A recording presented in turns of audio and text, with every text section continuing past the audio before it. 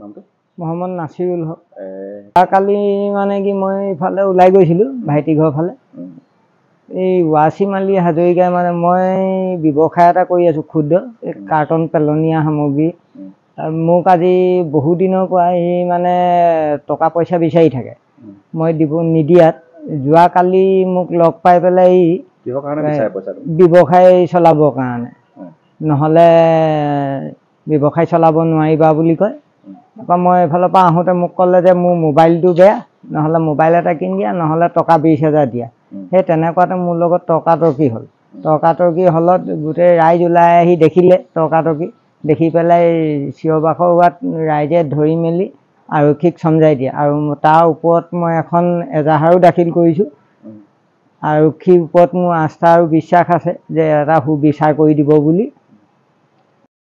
মানে এনেকুৱা ব্যৱস্থা কৰিছে যে মদ খাই ৰাতি হ'লে হুলস্থুল, ল'ৰা ছোৱালী পঢ়িব নোৱাৰে, আৰু ঘৰতে মাৰপিট কৰিব, মাৰপিট কৰি পেলাই থৈ দিয়ে, নিজৰ ৱাইফকে মাৰে, ৰাস্তাই পদূলিয়ে চিঞৰ বাখৰ।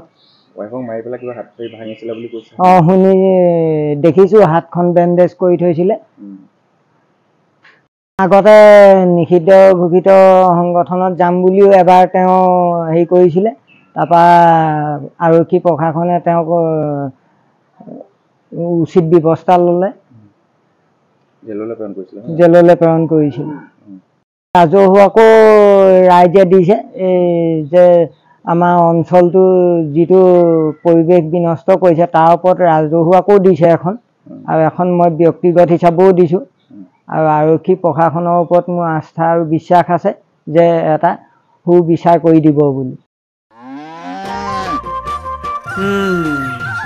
মোৰ লখিমী কেইজনীয়ে ইমান বেছিকে গাখীৰ দিয়ে, মনটো একেবাৰে ভাল লাগি যায়। বিয়মৰ দানা খোৱাৰ পৰা মই বেছিকৈ লাভৱান হৈছোঁ। আপোনালোকেও বিয়মৰ দানা খুৱাওক আৰু এইটো বেছিকৈ লাভ কৰক।